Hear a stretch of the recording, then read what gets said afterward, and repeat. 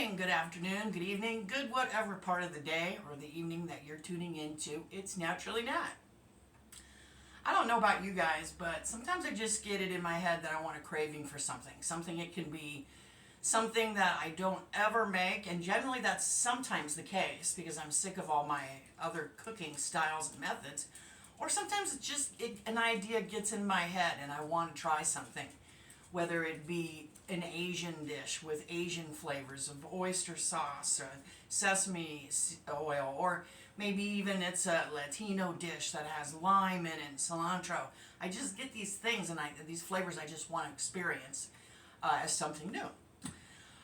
Sometimes you're craving something from your past that your family made or still makes, and today's dish is kind of a little bit of all the above. Okay, first of all, I have to tell you I'm not Polish in descent, but today's meal is kind of Slavic / Polish, and what we're making today is, I don't really have a name for it. It's just cabbage fried, and you can add ham in it, or you can add, typically you want some sort of kielbasa, cabbage, kielbasa, and then I throw in peppers and onions, but the star of the show is cabbage, and I want to talk about cabbage for a little bit.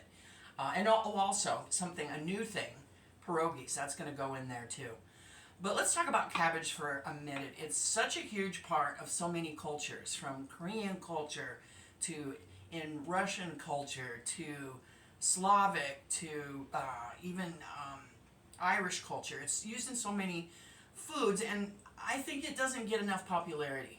Right? When I go to a nice restaurant, I don't see it featured very much on the menu at all unless it's St. Patrick's Day. But let's change that. Cabbage is loaded with, I think it's vitamin K, several B vitamins. It's just good stuff. It's relatively inexpensive, and it keeps sometimes for months in your refrigerator. But if you don't cook with cabbage a lot, I want to tell you a few things. I keep it in the bottom of my drawer, and after about 2 weeks, it can start looking a little scary. But don't let this put you off. This doesn't mean that it's rotten. It's just what it does. It kind of, not really ferments, but the edges get brown, like they do with iceberg lettuce, for example. And you know all you can do is just cut that off and eat it. And the same thing is true with this. So I'm going to clean up the cabbage. I'll show you how to do that. And the ingredients that we'll need today are going to be onions and peppers, as many as you like, depending on how many you're cooking for. So the dish I'm going to make today is enough for, say, 2-3 people, but you could easily double it, right? Onions and peppers. You want a good type of broth, okay? And sometimes I get in the mood for German cooking, too, especially in October. So around the world, cooking with It's Naturally Nat. Anyway, this is a sausage that my sister turned me on to. It's already par-cooked. And this one is Gouda and apple. And it is so good, but it hardly ever goes on sale. And it's the only expensive item in today's dish. The pierogies you could make from scratch, but these were reasonable. Somebody recommended Mrs. T's frozen. So I'm going to use frozen today, but maybe in the future I'm going to make my own. Cabbage. Super cheap, lasts forever, onions and peppers. So I went ahead, and before I got started, I gave my knife, you want a good knife here, a good sharp honing so I could really have some power over cleaning up this cabbage. So what I'm going to do is, and you want a good area for this, you don't want little doggies running around next to your little kids because you're going to be shaving and cleaning up this cabbage. I just take my sharp knife and I just run it right across those. See, I'm not really taking those brown spots. I'm not really taking a lot off because this isn't spoiled. This is just, I'm not a scientist here, but I would just presume an oxidation that takes place once cabbage is cut, right? I think the pioneers could hold on to cabbage for a long time in their cool cellars during the winter months, right? And you can too in your fridge. You just need to clean her up a bit. Now that's looking a lot better. And then I usually just take that outer leaf off that's looking kind of spooky and then trim up the bottom. There we go. There's a little spot. There's a little more. And look how nice and clean she looks, all ready to go again. And again, clean up however much you're going to use. I'm going to be pretty hungry. I'm really craving something like this here today. So I'm going to cut up just a little bit more. I'm going to quarter this one. I'm going to put what I'm not going to use back into the bag. There's the fresh clean cut. Let's get off the ickies here. And again, I'm not slicing very far down. You want a sharp knife. Sharp knives won't hurt you, but dull knives will, because you slip with dull knives. There we go. Cut off the bottom. And then you want to cut out the core in a triangular motion right through there. It's not bad for you. It just doesn't have anything yummy to offer the party. And the outside of this one looks pretty good, except for in one little area like that. So I got my cabbage. I'll be right back. I'm going to put this in my trash or compost. Compost's better if you have it, right? All right. Get a good cleaned up cutting board. And we're going to put a little bit of oil in a big skillet like this. This is perfect whether you're cooking it just for yourself or if you're cooking for 3 to 4 people. I'm going to put a little bit of olive oil in there. I don't have the heat on. I want to go ahead and give this cabbage a rough chop. About like that, I would say. There's a little poopy spot I missed. Poopy spot is taken care of. We're going to head and turn the heat on because I already got most of everything already cut up. Throwing in a knob of butter isn't a bad idea, especially if you have a good Irish butter, which I do have here with some avocado oil. I'm going to throw that in too with the oil.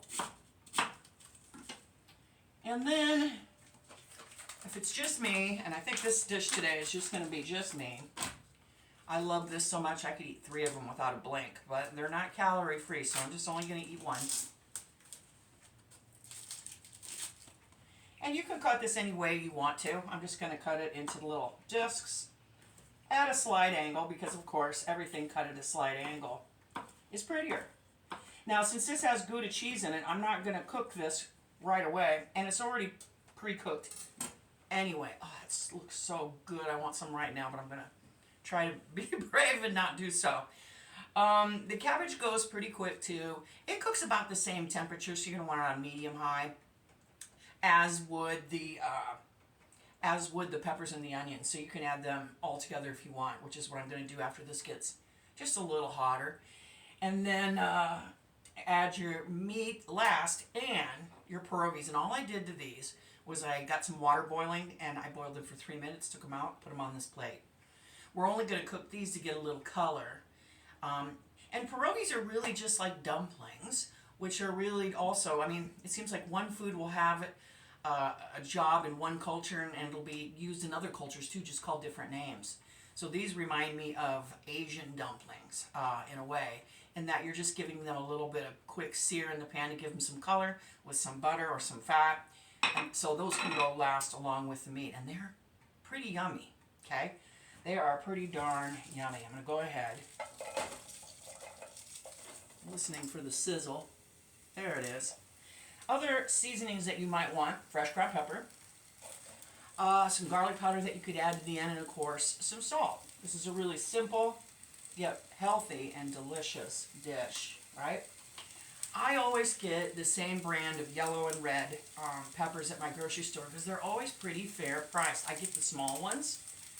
I think they tend to last longer than the big ones. Is it my imagination? Maybe. But I think that my grocery store, for whatever reason, has them at a good price. Go figure. Because I don't have very good grocery stores where I live. Anyway, adding the onions and the peppers to the cabbage. Give it a little zhug. And I'm only going to stir here to namely make sure everything gets broken up and that everything starts to get color at about the same time. Now, you could make this super healthy by not using any sausage, or you could use a vegan sausage if you wanted to. This brand seems pretty decent. Again, it never goes on sale because it seems like the really yummy good stuff never does. I wish it did. I buy it more often. But really, you know, hitting it up out of the gate with the cabbage, the onions, and the peppers, it's already pretty doggone healthy. You know what I mean? So if you want to be even more healthy, just add more vegetables. Okay? Don't add so many and then eat so many that you end up getting a bad stomach, though. Because sometimes that's a possibility, and you don't want to get a sore tummy from eating too many vegetables in one sitting. Now this is going to shrink down. The cabbage is going to shrink down anyway. So you kind of want to maybe prepare more than what you'll think you're going to eat. Like this might be a little bit too much for me, but I have to remember this is going to shrink down. Okay? And I can already tell by the feel of the cabbage. I'm going to give it a little more heat. You're not really cooking anything delicate here. You want it to get not totally soggy, because I think that wouldn't be as yummy, honestly. You want it to be in between thoroughly cooked and crispy, somewhere in the middle, so it has a little bite. At least that's the way I like my cabbage. You know what my mom used to do when we were kids? Leave me a comment in the bottom if your mom's used to hide the vegetables in yummy sauces to get you to eat them. I'm telling you, it works. She used to make cooked cabbage. Missed a little bit of the core. No, that's okay. Cooked cabbage, and then she would put chunks of Velveeta in and melt it down on the stove. What kid is not going to eat that, right? So, not the healthiest. I mean, it's processed cheese, for crying out loud. But it instilled in all of us, all my siblings, at an early age, to really love vegetables. You know, you gotta get the child to really like the vegetable first, in whatever way you can, and then later on they're gonna keep on eating them, right? I think studies have proven that if the child doesn't, at least try those things, they'll go into adulthood with that same mindset. You don't want that. But we just really love vegetables. I still do to this day. So I mean, you could honestly just make this. By the way, I threw in a little pinch of salt. I've just eaten just this before, right? Maybe with a piece of good hearty bread, right? That's super yummy. I can already see that I'm getting a nice fond on the bottom of the pan, right? And fond, of course, just being the yummy residual brownness that occurs when you're cooking yummy food over heat. I'm going to add some pepper right now. My pepper mill. And I don't know about you, but I like a good amount of pepper. Fresh ground pepper in my food. But if you don't want to, you can leave that out. This is also good. This is kind of almost a building block right here of a lot of Asian food. Smells so good. Anyway, you could also add a little bit of red pepper flake if you want that heat. I made a guy's channel on YouTube. He made his own version, his family's version of lasagna. This delightful Italian family, and he put quite a few pinches of red pepper flakes into his sauce. And I made lasagna the other day, and I basically took all of his suggestions in. I was unsure about that in a lasagna sauce, but you know what? It was great. So you could totally throw a little red pepper in here. I'm just kind of on the fence about doing so with this. I'm going to pull a piece out and see if it's done.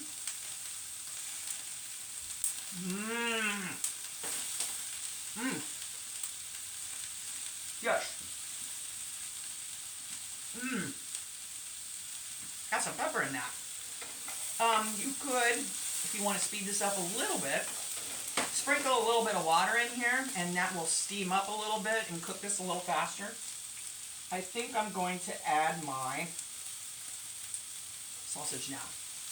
That has the Gouda in it, so I don't know how long I'm going to let it go.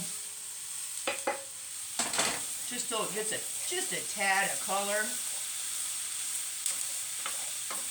Because I don't want that cheese to melt out of the sausage. And what's really going to give it the color is the fond from the vegetables cooking, honestly. And then now I've never, that's looking pretty good. I've never cooked these pierogies as a sauteed method, boil and saute method, but I'm going to do that today, so here we go. And this is a first for me. I'm going to put a little all the butter down. A little bit of oil with that olive oil. And I'm going to put these previously boiled pierogies in. I'm going to turn the heat down just a little bit. It's too hot. It's too high. I'm going to put it more on medium. I'm going to, in fact, make sure the heat's going right under the pierogies by adjusting the placement of this skillet. I'm going to, this is a first for me, attempt maybe a little bit more olive oil because I don't want the dough to stick. I'm just going to give them just a tiny bit of color. Oh, there we go.